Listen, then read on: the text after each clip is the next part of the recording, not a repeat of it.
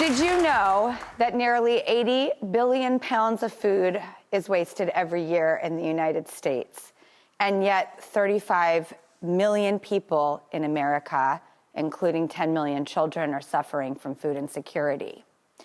So what change is possible? Well, our next guest, and Drew-Gooder, shows that anyone can step up and take action.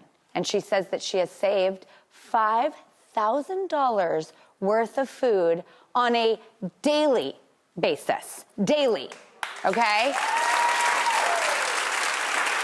And for the past 22 years, she has done this, and she has no intention of stopping. So please, everybody, give a warm welcome to my new hero, the amazing Patti Peck. Hi, Patti, you stay here. So excited to meet you. I have been so excited. Look at, like, it just says it on my notes, I love you, Patti Peck. So I'm just gonna tell you in person, because I've been waiting to say it to you, face to face. I would like you to teach me how you got involved in this mission. Well, one day I was grocery shopping in my local town, and I was going to the service desk to ask the girl a question. And while I was standing there, she motioned to a young boy and said, "Take those 3 carts and throw them in the dumpster." They were beautiful cakes and bread in packages, and everything looked so nice. I said, "Wait a minute, you're gonna throw that stuff in the garbage?" I said, "I'll run it up to the homeless shelter, at least somebody who can use it." And she said, "Oh no, there's laws about that. You can't take the food." I said, "Listen, could you give me the name of the guy that runs this place?" Because I was so angry. She gave me the guy's name. I went home, I called the guy. And he was very receptive, and he said, "Wow." So I said, "You know, I don't understand why you don't donate this food. If you're gonna throw it in the dumpster, why not give it to an organization that could use it?" He goes, "Why don't you?" And I said, "What do you mean?" He goes, "Well, I have 11 stores between here and there. Pick how many stores you want, and fax me your driver's license and your car insurance." So I did it. Is this in like 1981, faxing?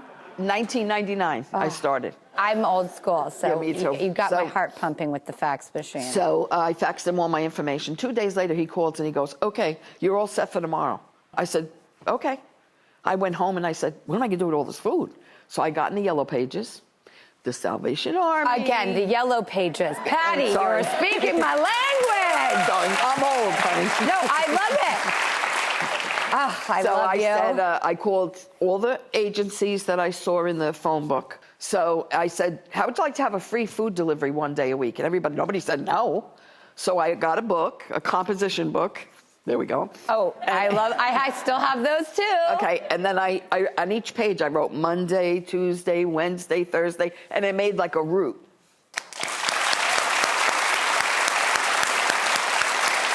I just love you, Patti, so much. You are just such an inspiration. Now, how did the pandemic affect you? I didn't miss one day in the pandemic.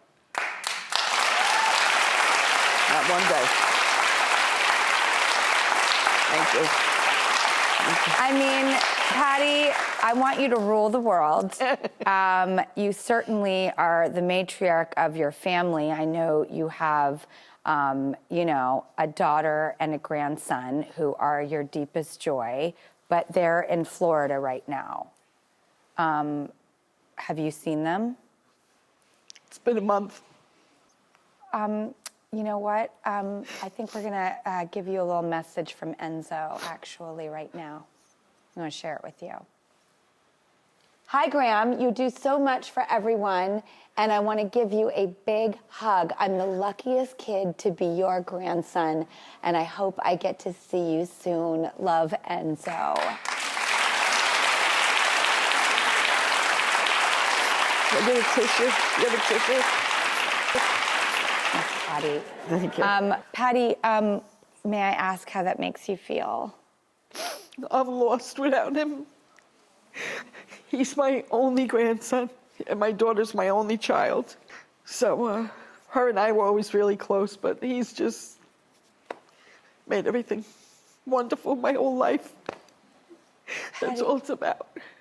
You just do so much for other people. I mean, you just take care of everyone around you, and because of that, we really want to give you $5,000 to get to visit your grandson.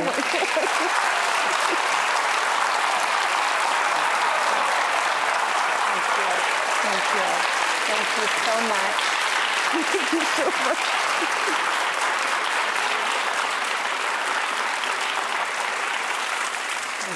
Thank you so much. Well, Patti, I'd like to ask you, what is one thing that I could do to take care of others better? What's your advice to me? I don't know. I think you already have the empathy. I can see that, And, to tell you how I, started, there's just one quick story. There was a girl that I serve. I have a bunch of single parents. So I got one girl that has 4 children. And I pulled in her driveway and I was bringing them food.